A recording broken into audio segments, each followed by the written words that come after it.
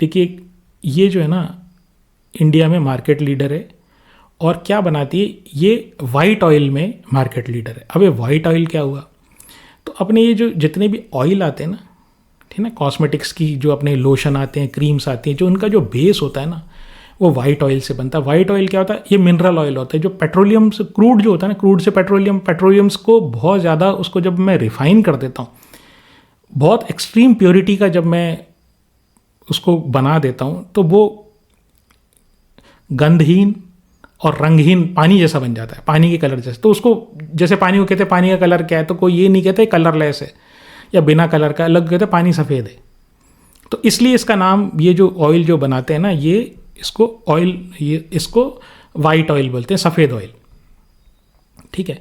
अब ये एक तो ये जो वाइट ऑयल है, इसमें पेट्रोलियम जेली, ठीक है, वैसलीन जिसको बोलते हैं वो है, क्रीम का बेस है, ठीक है, दवाइयों का बेस है, ठीक है, फार्मास्यूटिकल में, और जो फूड प्रोसेसिंग में भी ये काम आता है। तो एक तो ये काम है इनका, तो ये ऑयल बेचते हैं, तो उससे इनसे करीब करीब इनका रेवेन्यू जो है ना 47% आता है।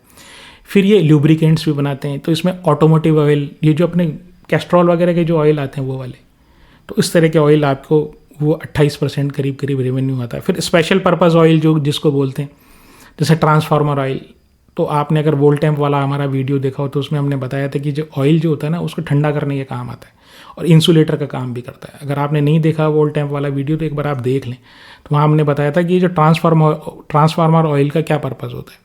तो कूलेंट का काम करता है, एक जो मेन काम है, दूसरा इंसुलेशन प्रोवाइड करता है, तो वो भी ये बेचते हैं। तो करीब करीब 9% वहाँ से इनका रेवेन्यू आता है।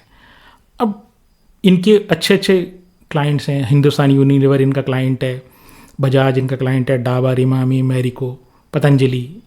1300 करोड़ का इसका मार्केट कैप है, ROE 15% है, डेट टू इक्विटी हर 100 रुपये पे 19 रुपये का कर्ज है, और PE 17 है, तो रीजनेबल PE है। 3 साल की सेल्स ग्रोथ में देखूं तो 23% है, प्रॉफिट ग्रोथ 12% है। लेकिन मार्च 2024 में इनका कैश फ्लो फ्रॉम ऑपरेशंस जो है ना वो नेगेटिव हो गया। प्रमोटर के पास 65% है, FII के पास लगभग 1% है, DII के पास 2% है, और 33% पब्लिक के पास है। तो B2B सेगमेंट है अंकित जी, B2B सेगमेंट में यानी बिजनेस टू बिजनेस सेगमेंट में वहाँ मार्जिन वैसे ही कम होता है। अब अगर कंज्यूमर कंपनीज़ की जैसे ये बजाज, डाबर, मैरिको, इनकी सबकी डिमांड बढ़ेगी, बाज़ार में डिमांड आएगी, तो वाइट ऑयल की डिमांड भी आएगी और फिर इनका धंधा भी चलेगा। तो कंज्यूमर कंपनियों की अगर हालत ख़राब है तो ऑफकोर्स गांधार ऑयल रिफाइनरी की हालत भी ख़राब होने वाली है। तो इनका भविष्य जो है ना, ये हमारे क्रीम पाउडर, ये वाले पाउडर तो खैर नहीं, क्रीम और ये जो ऑयल और इस तरह के जो प्रोडक्ट्स जो हैं, ये जो कंपनीज़, ये जो FMCG कंपनी बनाती है, तो आप इनके ऊपर डिपेंडेंट है इसका भविष्य काफ़ी हद तक। ठीक है, क्योंकि इंडस्ट्रियल ऑयल में जाएंगे, ऑटोमोबाइल ऑयल में जाएंगे, तो वहाँ तो बहुत सारे प्लेयर्स हैं। तो जैसे मैंने बताया करीब करीब 47% इनका बिजनेस ये वाइट ऑयल से आता है। तो इस कारण से जब तक FMCG की वो कंपनियां नहीं चलेंगी, इसमें गांधार ऑयल रिफाइनरी भी नहीं चलेगी।